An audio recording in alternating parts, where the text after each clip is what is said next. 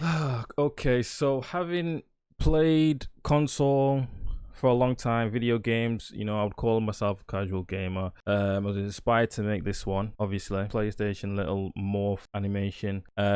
Shouldn't take too long to get through this one. Pretty simple shapes and procedure into making it. So let's just, get right into it. Cue the new intro.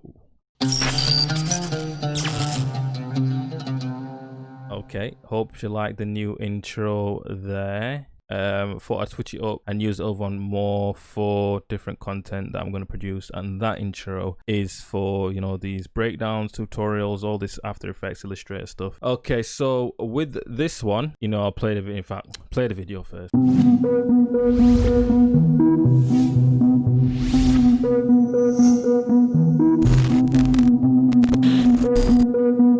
Yeah, so that one, it's not too long, about 10 seconds long. I was just for, let me do it, a little PlayStation, Sony animation. Didn't take me too long. My initial actual idea was to basically around two colors with, like the Sony sort of color is blue. Well, when they do the trailers and adverts and stuff, it's mainly like a light blue that you use, like a desaturated blue. And they use a lot of yellow. I was gonna do blue and yellow, but then as I started to create it, I changed my mind and just went with the flow. So let's get into it. First, always, as I always do, I start with Illustrator and show all the basic shapes that I use first in Illustrator, and then take those elements, bring them into After Effects. So let's go into Illustrator. Okay, so we're in Illustrator. This may look a bit weird, like it's some sort of symbol from Harry Potter. I currently don't know how to import things from Illustrator into After Effects without having to put everything on a single artboard, because an Illustrator, you can have multiple artboards. I'll show you now quickly. So initially I had all these symbols on different artboards, I think. So say you had a circle, zoom out, square, and X, something like that, right? So they're all the the triangle, circle, square, X symbol for PlayStation. But when I try importing that into After Effects, it doesn't let me import everything on different artboards. I don't know if there's a way around it, but basically, in order to import all the layers, I've got to first put it on a single artboard. So that's why everything's together like that, and it looks like some sort of, like I said, some sort of magic symbol or something like that. Spooky. But yeah, you know what it is now. So that's all I created in Illustrator. Very simple. I've been over this stuff before, but I'll go over it quickly again. You can use shape tools, stuff like that, to make a simple square. Same with circle. I'm going to do it quickly. Circle there, but obviously neater. And then if I was going to do a triangle, I can even use a star, narrowing it down to a triangle. You got a triangle there. Oh, it looks like some sort of birdhouse. And then we've got, what's the last one? Square, circle, triangle. What's the last? X cross, X or cross. That one was just simple line, like that. Copy, paste it, rotate it like that. It looks like a plus. Wait a minute, watch the magic. Boom, there we go, we got a cross. So to do that, what did that take me? A minute maybe. Obviously I'd do it more uniform in terms of the size, but that's all I did in Illustrator. Now let's take it into After Effects, where all the magic happens. Now we are in After Effects. You can see the animation here. Let's go deep into this and start, as I usually always do start, is with the background, because I don't know, I either start with the foreground elements or the background elements. I think that's like the main thing, the biggest point of interest, or I go straight for the background, the thing that's not necessarily, like, probably the least point of interest, but adds a lot to the animation as a whole. So let me start with the background, because I think I started with the background here. Okay, so as you can see, this is the background. I've lowered the resolution just so it plays a bit smoother. Let me zoom in here. Okay, so this is just the background element. It's actually very simple to do. Just, a few colors with a certain blending mode on there to make them all interact, and then wiggle effects that I've added an expression on, so it just moves like that. But I will show you that now. Okay, so we've got a few different circles. So these are them normally without putting them on screen blending mode. So as you can see now, it should be easier to notice, but they're all just circles that have been blended. They've got, I mean, not blended, blurred. They've been blurred. So, you know, it's as though, you know, it's like looking for it through like a, you know, translucent glass, or you know what I mean. Anyway, I've added a blur choke. If I take that off, turn it off, you can see now, ooh, you know what we're working with now. So it's just these circles, like I said, just I've added an expression to make them move around, and then I've affected it after that. So if I put on the screen mode first of all, changing it to the blending mode to screen basically means well, you can see the other shape through the other shape, but it does add a cool effect. So that's how it is, you know, just turning on the screen. It is a bit more recognizable now. It's a bit like light. So yeah, when it's on screen, it interacts more like a light would crossing over. Obviously, you merge all the different colors together in light, you'll get a white light. The different colors interacting, as you can see, when it's all of them are crossing over, it's really light. It just interacts, like I said, as light would.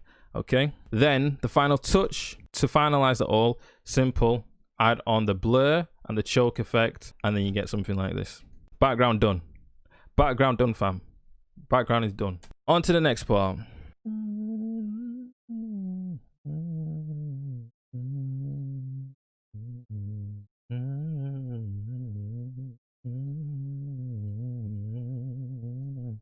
So the next part is animating the shapes. There's only really two procedures into this. Well, let's call it 3, 4. First procedure being creating the symbols, the square, triangle, circle, cross, whatever, X. Second procedure, doing the background. Third procedure, animating the foreground. So now you've got the full video.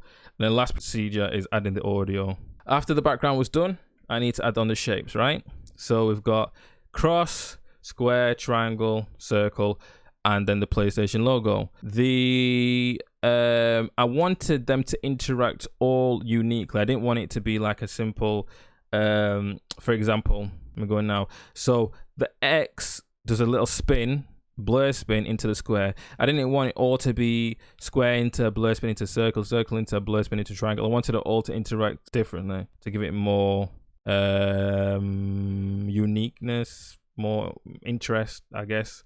So as you can see, the X crosses over each other like that, because it's two, you know, strokes, which other ones you couldn't really do. Well, you could do it kind of with a square, but I just thought the X would work well like that. Square, well, it rotates into the square, and then out of the square into the triangle, it does a little side blur. So it's square, square, triangle. But when it's moving fast, you actually, it sort of just, you know, does it so fast and smooth that you don't even see that switcheroo. But as you can see, let's do the slow-mo. Let's do the slow-mo. Is there a switcheroo?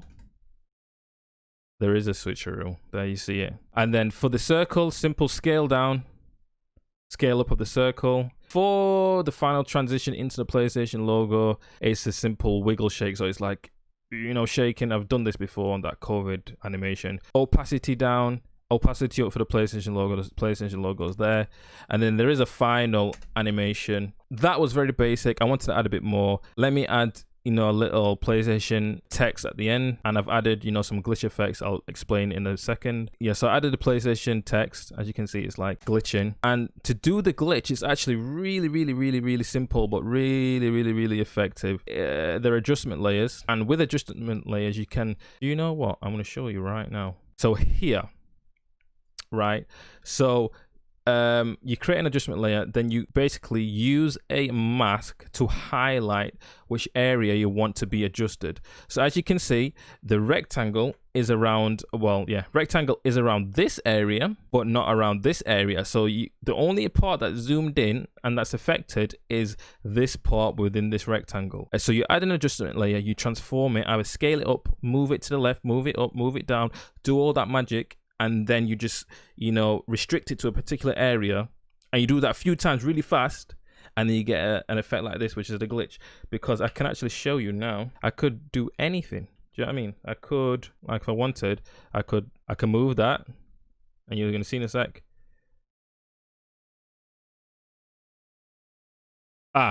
So I don't know why it was playing up. So now you can see the only, you know, letters that are affected are the P and the L. If I was to move that this way, ooh, you know what I mean? So you do that a lot of times really fast. You can even, you know, I can manipulate it anyhow I wanted to. I could bring this up here, which I have done in the animation. Show in a sec. Now you're getting even something even funkier. If I take that off, look, it's a little bit funky. You don't even know what the text reads. But I have done that in the animation a little bit. I will show you now. Like here, just a little piece here is affected. I go here, you know, this little square here. So all of this is just using that same principle that I just showed you. Adjustment layer, scaling things down or up, and, you know, manipulating just a section of it. Doing that really fast in different parts. I think altogether this little glitch covers not even maybe a second, and then you get a glitch.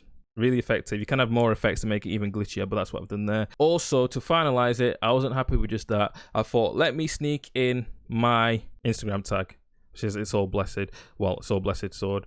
So I've added a little glitch effects, same way, into there, using the same font. And then in the final one, you can see it changes from, well, some people might not call it, but it goes into PlayStation, glitches. It's glitching. PlayStation, then it goes into a little snippet of Soul Blessed Sword, and then back into PlayStation. So that's basically, I mean, I have added a few other effects as well. If I go here, there are a few other adjustment layers. I've added one here just to manipulate this section here. So as you can see, the P and the Y and the S and that's doing its own thing. But then I've added another one on externally to that. And if I was to manipulate that now, you could see, if I was to manipulate, don't mess with me, man. You ruined my tutorial. It's hard, man. It's hard doing stuff on the present. So now it's sort of revealed this pink background. Whereas when I had the mask over, like I can pull it down, it shows, you know, this glitchiness. So I've added more of those adjustment layers to make it, you know, more glitchier. And then just audio, you know, it's a background side soundtrack, and then it's a few glitch sounds with a few whoosh sounds with the motion, like the rotating, all that sort of stuff on there. And that is basically the animation. Like I said, I was just inspired because I've had PlayStation, well, I've had consoles most of my life. From, you know, I've had access to a PlayStation 1. I think that was my first one. Moved to I actually got my first console I had was an N64, to Game Boy Advance, to PlayStation 2, to PSP,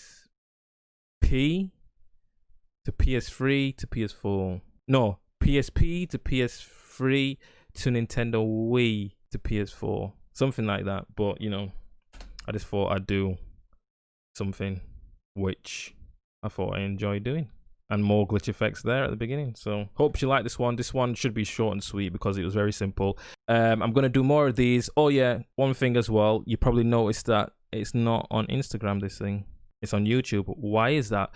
Basically, I'm moving all these longer videos onto YouTube, basically because Instagram sort of, well, first of all, it sets a limitation on the duration of the video to like 15 minutes. And with YouTube, you know, you basically can do a video however long you want. I'm trying to capture a different audience on YouTube as well. I'm not really using my YouTube. I had my YouTube before I had the Instagram. Uploaded to that before I uploaded anything to Instagram. I had the Instagram maybe 3 years ago, didn't upload anything until this year. the YouTube I've been uploading from back then, but I haven't really done much since. So I want to bring an audience to the YouTube. So I'm probably going to do longer form content on the YouTube, more breakdowns, tutorials, little, you know, videos, time lapses, all that sort of stuff. In fact, I will still be doing time lapses on Instagram. Just, it won't be really long, just like, you know, the minute ones. And then more in-depth stuff I'll be putting on YouTube.